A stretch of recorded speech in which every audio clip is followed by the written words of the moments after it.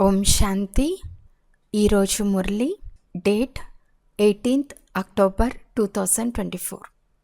బాబా చెప్తున్నారు, మధురమైన పిల్లల్లారా, మిమ్మల్ని సుగంధభరిత పుష్పాలుగా చేసేందుకు తండ్రి వచ్చారు.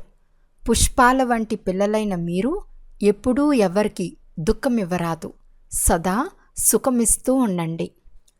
ప్రశ్న: ఏ విషయంలో పిల్లలైన మీరు చాలా అప్రమత్తంగా ఉండాలి? జవాబు: మనసా వాచా కర్మణ, మీ నాలుకపై జాగ్రత్త వహించి ఉండాలి.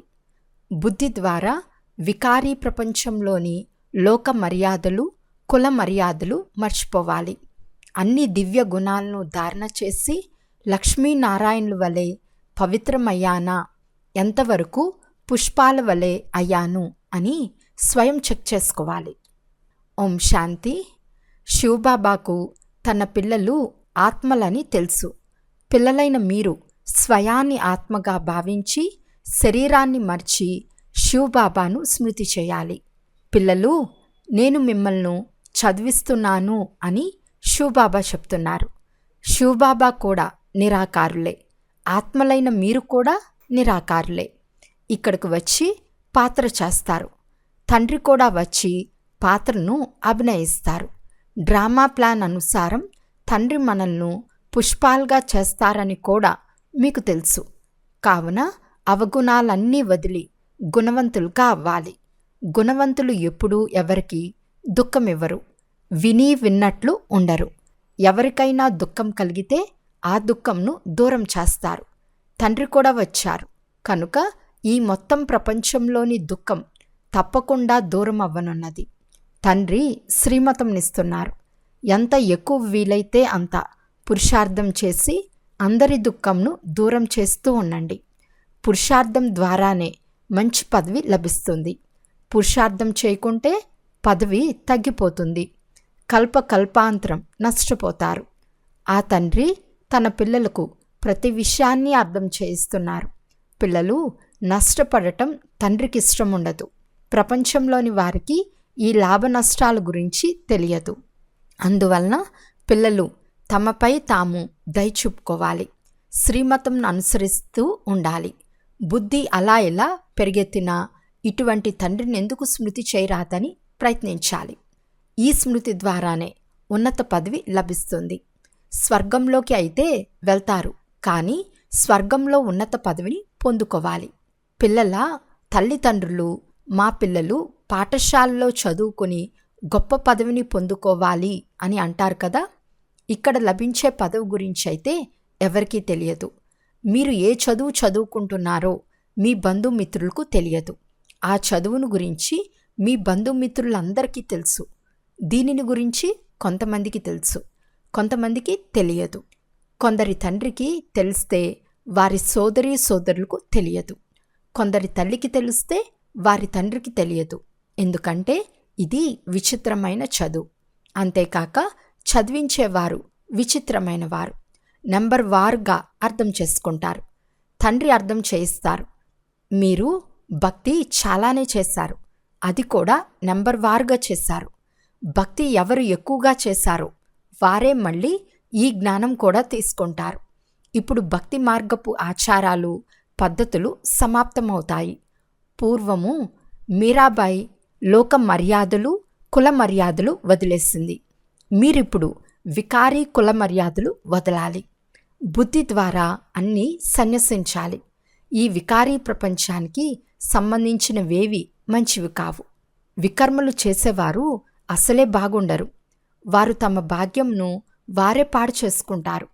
ఇతరులను కష్టపెట్టే పిల్లలను కానీ, లేక సరిగ్గా చదవని పిల్లలను కానీ ఏ తల్లి తండ్రి ఇష్టపడరు.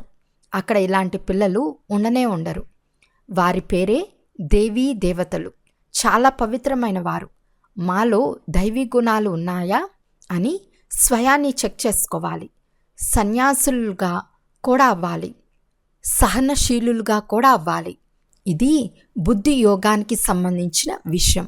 ఈ యుద్ధం చాలా మధురమైనది. తండ్రిని స్మృతి చేయటంలో ఏ యుద్ధమూ లేదు, కానీ మాయ విఘ్నాలు కల్పిస్తుంది. విఘ్నాల నుండి స్వయాన్ని కాపాడుకోవాలి. మాయపై విజయం అయితే మీరే పొందుకోవాలి. కల్పకల్పం ఏం చేస్తూ వచ్చామో ఖచ్చితంగా అదే పురుషార్థం కల్పకల్పం నడుస్తూ వచ్చిందని మీకు తెలుసు. ఇప్పుడు మనం పదమాపదం భాగ్యశాలుగా అవుతాము. తర్వాత మళ్ళీ సత్యుగంలో అపార సుఖంలో ఉంటాము. కల్పకల్పం తండ్రి ఇదే విధంగా అర్థం చేయిస్తారు. ఇదేమి కొత్త విషయం కాదు, ఇది చాలా పాత విషయం. పిల్లలు సంపూర్ణ సుగంధ పుష్పాలుగా అవ్వాలని తండ్రి కోరుకుంటారు. లౌకిక తండ్రి మనసులో కూడా నా పిల్లలు పుష్పాలుగా అవ్వాలని కోరుకుంటాడు. పారలౌకిక తండ్రి ముళ్ళను పుష్పాలుగా చేసేందుకే వస్తారు. కావున అలా తయారవ్వాలి కదా. మనసా వాచా కర్మన నాలుకపై కూడా చాలా జాగ్రత్త వహించి ఉండాలి. ప్రతి కర్మేంద్రియంపై కూడా చాలా జాగరూకత వహించి అప్రమత్తంగా ఉండాలి. మాయ చాలా మోసగిస్తుంది. దాని నుండి స్వయాన్ని చాలా జాగ్రత్తగా కాపాడుకోవాలి. ఇది చాలా గొప్ప గమ్యం. అర్ధకల్పం నుండి వికారి దృష్టి తయారైంది. ఆ దృష్టిని ఈ ఒక్క జన్మలోనే పవిత్రంగా చేసుకోవాలి. ఈ లక్ష్మీనారాయణుల దృష్టి వలె మీ దృష్టి తయారవ్వాలి. వీరు సర్వగుణ సంపన్నులు కదా, అక్కడ వికారి దృష్టి ఉండదు. రావణుడే ఉండడు. ఇదేమి కొత్త విషయం కాదు. మీరు అనేకసార్లు ఈ పదవిని పొందుకున్నారు. మీరు ఏ చదువు చదువుతున్నారో ప్రపంచానికి తెలియనే తెలియదు. తండ్రి మీ ఆశలను పూర్తి చేసేందుకు వస్తారు. అశుభ కోరికలు రావణుడివి, మానవి శుభమైన కోరికలు. వికారీ కోరికలేవి ఉండరాదు. పిల్లలు సుఖపు అలల్లో తేలియాడుతూ ఉండాలి. మీరు అనుభవించే అపారమైన సుఖాన్ని వర్ణించలేరు. దుఃఖాలను వర్ణిస్తారు, సుఖాలను వర్ణించరు. ఎలాగైనా పావనం అవ్వాలని పిల్లలందరికీ ఒకే ఆశ ఉంది. పావనం ఎలా అవ్వాలి? అలా పావనంగా చేసేవారు ఒక్క తండ్రి మాత్రమే అని, వారి స్మృతి ద్వారా మాత్రమే పావనంగా అవుతామని కూడా మీకు తెలుసు. నూతన ప్రపంచంలో మొదటి నంబర్లో ఈ దేవీ దేవతలు మాత్రమే ఉంటారు. పావనంగా అయితే ఎంత శక్తి ఉంటుందో గమనించండి. మీరు పావనంగా అయి పావన ప్రపంచ రాజ్యాన్ని పొందుతారు. అందుకే దేవీ దేవతా ధర్మంలో చాలా శక్తి ఉందని అంటారు. ఈ శక్తి ఎక్కడి నుండి లభిస్తుంది? సర్వశక్తివంతులైన తండ్రి నుండి. ప్రతి ఇంట్లో ముఖ్యమైన 2-3 చిత్రాలు ఉంచుకుని చాలా సేవ చేయవచ్చు. కర్ఫ్యూ మొదలైనవి విధించే సమయం వస్తుంది. అప్పుడు మీరు ఎక్కడకు రాలేరు, పోలేరు. మీరు సత్యమైన గీతను వినిపించే బ్రాహ్మణులు. జ్ఞానం చాలా సులభం. ఎవరి ఇంటిలోని వారంతా వస్తారో వారు శాంతిగా ఉంటారు. వారికి చాలా సులభం. 2-3 ముఖ్యమైన చిత్రాలు ఇంట్లో ఉంచండి. ఈ త్రిమూర్తి, సృష్టి చక్రం, కల్పవృక్షం, మెట్ల చిత్రం చాలు. వాటితో పాటు గీతా భగవనుడు కృష్ణుడు కాదు అనే చిత్రం కూడా బాగుంది. ఎంతో సులభం. ఒక్క పైసా కూడా ఖర్చు కాదు. చిత్రాలేమో ఉన్నాయి. చిత్రాలు చూచిన వెంటనే జ్ఞానం స్మృతిలోకి వస్తుంది. ఒక చిన్న గదిని కట్టుకోవాలి. అందులో భలే నీవు నిద్రించు శ్రీమతం అనుసరిస్తూ ఉంటే మీరు చాలామంది కళ్యాణం చేయగలరు. కళ్యాణం చేస్తూ కూడా ఉండవచ్చు. అయినా ఫలానా విధంగా మీరు చేయండని తండ్రి మళ్ళీ గుర్తు చేస్తున్నారు. దేవతా విగ్రహం ఉంచుకుంటారు కదా, కానీ ఇందులో అర్థం చేయించే విషయాలున్నాయి. జన్మ జన్మాంతరాలు భక్తి మార్గంలో మందిరాలలో వెతుకుతూ వచ్చారు. కానీ వారెవరో ఎవరికీ తెలియదు. తెలుసుకోకుండా వెతికారు. మందిరాలలో దేవీలను పూజిస్తూ వచ్చారు. ఆ విగ్రహాలను కూడా నీటిలో ముంచుతూ వచ్చారు. ఇది ఎంత అజ్ఞానం! పూజలను పూజించి తర్వాత సముద్రంలో ముంచేస్తారు. గణేశుణ్ణి, అంబను, సరస్వతిని కూడా ముంచేస్తారు. తండ్రి కూర్చుని అర్థం చేయిస్తున్నారు. కల్పకల్పం నేను ఈ విషయాలు అర్థం చేయిస్తాను. మీరు ఏం చేస్తున్నారో దాన్ని మీకు సత్యంగా అనుభవం చేయిస్తాను. మధురాతి మధురమైన పిల్లలు అంటూ మీరు ఏం చేస్తున్నారో ఇంతగా అర్థం చేయిస్తూ అనుభవం చేయిస్తూ ఉంటే మీరు చేసే పనులపై మీకు అసహ్యం కలగాలి. దీనిని విషయ వైతర్ణీ నది అని అంటారు. అక్కడ క్షీరసాగరం ఏదీ లేదు. కానీ అక్కడ ఏ వస్తువైనా కొరత లేకుండా అవసరం కంటే చాలా అధికంగా లభిస్తుంది. ఏ వస్తువును ధనంతో కొనే అవసరమే ఉండదు. అక్కడ డబ్బు అనేదే ఉండదు. బంగారు నాణ్యాలే కనిపిస్తాయి. నివాస గృహాలు కూడా బంగారంతోనే నిర్మించి ఉంటారు. బంగారు ఇటుకలతో నిర్మిస్తారు. అందువలన అక్కడ బంగారం వెండికి విలువ లేదని రుజువు అవుతుంది. ఇక్కడ ఎంత విలువ ఉందో చూడండి. ఒక్కొక్క విషయం ఆశ్చర్యం కలిగిస్తుందని మీకు తెలుసు. మానవులు మానవులే, ఈ దేవతలు కూడా మానవులే, కానీ వారిని దేవతలని అంటారు. వీరి ముందు మానవులు తమలోని మురికిని ఒప్పుకుంటారు.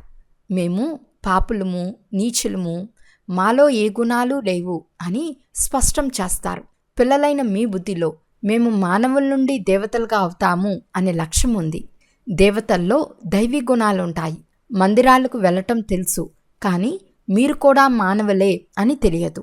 మనం కూడా మానవులమే, కానీ వారు దైవీ గుణాలు కలవారు, మనము అసురీ గుణాలు కలవారం. మీ బుద్ధి ఎంత పనికి రాకుండా ఉండిందో ఇప్పుడు మీకు అర్థమవుతూ ఉంది. వీరు ముందుకెళ్ళి మీరు సర్వగుణ సంపన్నులు అని పాడుతూ ఉండేవారు. ఇప్పుడు తండ్రి అర్థం చేయిస్తున్నారు. వీరు దేవతలు, ఒకప్పుడు ఉండి వెళ్ళిపోయారు. వీరిలో దైవీ గుణాలు ఉండేవి. వారికి చాలా సుఖం ఉండేది. వారే మళ్ళీ అపారమైన దుఃఖంలో ఉన్నారు. ఇప్పుడు అందరిలో పంచ వికారాలు ప్రవేశమై ఉన్నాయి. మనం ఏ విధంగా ఉన్నతం నుండి క్రిందకు దిగుతూ ఒక్కసారిగా అధోగతి పాలయ్యామో ఇప్పుడు మీరు అర్థం చేసుకున్నారు. భారతీయులు ఎంతో ధనవంతులుగా ఉండేవారు. ఇప్పుడు అప్పులు తీసుకుంటున్నారు. ఇప్పుడు అన్ని విషయాలు తండ్రి కూర్చుని అర్థం చేయిస్తున్నారు. ఇతరులెవ్వరూ అర్థం చేయించలేరు. ఋషులు, మునులు నేతి నేతి అంటూ ఉండేవారు. అనగా మాకు తెలియదని అనేవారు. వారు సత్యం చెప్పేవారని ఇప్పుడు మీకు తెలుసు. తండ్రిని గురించి కానీ వారి రచన యొక్క ఆది మధ్యాంతాల గురించి కానీ వారికి తెలియదు. ఇప్పుడు కూడా పిల్లలైన మీకు తప్ప మరెవ్వరికీ తెలియదు. గొప్ప గొప్ప సన్యాసులకు, మహాత్ములకు కూడా తెలియదు. వాస్తవానికి ఈ లక్ష్మీనారాయణలే మహాత్ములు, సదా పవిత్రులు. ఈ బ్రహ్మకు కూడా ఇంతకు ముందు తెలియదంటే ఇతరులకు ఎలా తెలుస్తుంది? ఇవి ఎంతో సహజమైన విషయాలు. తండ్రి అన్ని విషయాలు అర్థం చేయిస్తున్నారు. కానీ చాలామంది పిల్లలు మర్చిపోతారు. చాలామంది బాగా గుణధారణ చేస్తారు కనుక వారు మధురంగా ఉంటారు. పిల్లల్లో మంచి గుణాలు ఎన్నో చూస్తారు. తండ్రి అంత సంతోషపడతారు. కొంతమంది తండ్రి పేరును అవమానపరుస్తారు. ఇక్కడైతే తండ్రి, టీచర్, సద్గురు ముగ్గురిని నిందల పాలు చేస్తారు. సత్యమైన తండ్రి, టీచర్, సత్యమైన సద్గురువును నిందల పాలు చేసినందున మూడింతలు శిక్షలు అనుభవించాలి. కానీ చాలామంది పిల్లల్లో కొంచెం కూడా తెలివిలేదు. అటువంటి వారు కూడా తప్పకుండా ఉంటారని తండ్రి అర్థం చేయిస్తారు. మాయ కూడా తక్కువైందేమీ కాదు. అర్ధకల్పం కొరకు పాపాత్మగా చేస్తుంది. తండ్రి మళ్ళీ అర్ధకల్పం కొరకు పుణ్యాత్మగా చేస్తారు. అది కూడా నెంబర్ వారుగా అవుతారు. తయారు చేయవారు ఇరువురు, రాముడు, రావణుడు. రాముని పరమాత్మ అని అంటారు. రామ రామ అంటూ చివర్లో శివునికి నమస్కరిస్తారు. వారే పరమాత్మ. పరమాత్ముని నామాన్ని జపం చేస్తారు. మీరు అలా చేసే అవసరం లేదు. ఈ లక్ష్మీనారాయణులు పవిత్రంగా ఉండేవారు కదా, వీరి ప్రపంచం ఉండేది. అది ఇప్పుడు లేదు. దానిని స్వర్గం, నూతన ప్రపంచం అని అంటారు. ఇల్లు పాతదైపోయినప్పుడు పడగొట్టవలసి వచ్చినట్లు ఈ ప్రపంచం కూడా ఇప్పుడు అలాగే పాతదైపోయింది. ఇది కలియుగంలో చివరి సమయం. ఇవి అర్థం చేసుకునేందుకు చాలా సులభమైన విషయాలు. ధారణ చేసి ఇతరులచే చేయించాలి. తండ్రి అందరి వద్దకు వెళ్ళి అర్థం చేయించరు. పిల్లలైన మీరు ఈశ్వర్య సేవాదారులు. తండ్రి ఏ సేవ నేర్పిస్తారో ఆ సేవనే చేయాలి. మీది ఈశ్వర్య సేవ మాత్రమే. మీ పేరు ఉన్నతం, ప్రసిద్ధం చేసేందుకు బాబా మన తలపై కలశం ఉంచారు. అలాగని పురుషులకు లభించదని కాదు, అందరికీ లభిస్తుంది. మనం స్వర్గవాసులుగా అయి ఎంత సుఖంగా ఉండేవారమో ఇప్పుడు పిల్లలైన మీకు తెలుసు. అక్కడ ఎలాంటి దుఃఖమూ ఉండదు. ఇప్పుడిది సంగమయుగం. మళ్ళీ మనం ఆ నూతన ప్రపంచానికి అధికారులుగా అవుతున్నాము. ఇది కలియుగం, పాత పతిత ప్రపంచం. పూర్తిగా దున్నపోతు బుద్ధిగల మానవులుగా తయారయ్యారు. ఇప్పుడు ఈ విషయాలన్నీ మర్చిపోవాలి.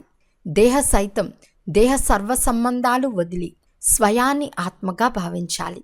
శరీరంలో ఆత్మ లేకుంటే శరీరం ఏ పని చేయలేదు.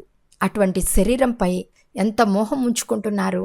శరీరం కాలిపోతే ఆత్మ వెళ్ళి మరో శరీరం తీసుకున్న 12 మాసాలయ్యి భగవంతుడా అని ఏడుస్తూనే ఉంటారు. ఇప్పుడు మీ ఆత్మ శరీరాన్ని వదిలితే తప్పకుండా మంచి కుటుంబంలో నెంబర్ వారుగా జన్మ తీసుకుంటుంది. జ్ఞానం కొద్దిగా ఉంటే సాధారణ కులంలో జన్మిస్తారు. జ్ఞానం ఉన్నతంగా ఉంటే ఉన్నత కులంలో జన్మిస్తారు. అక్కడ చాలా సుఖం ఉంటుంది. అచ్చా, మధురాతి మధురమైన అపురూపమైన పిల్లలకు మాతాపిత బాప్దాదాల ప్రియ స్మృతులు మరియు గుడ్ మార్నింగ్. ఆత్మీక పిల్లలకు ఆత్మీక తండ్రి నమస్తే. ఆత్మీక తండ్రికి ఆత్మీక పిల్లల యొక్క ప్రియ స్మృతులు మరియు నమస్తే నమస్తే నమస్తే. ధారణ కొరకు ముఖ్య సారం. ఫస్ట్ పాయింట్, తండ్రి వినిపించేదాన్ని విని విన్నట్లు ఉండరాదు. గుణవంతులై అందరికీ సుఖంనివ్వాలి. పురుషార్థం చేసి అందరి దుఃఖంను దూరం చేయాలి. సెకండ్ పాయింట్, వికారాలకు వశమై ఎలాంటి వికర్మలు చేయరాదు.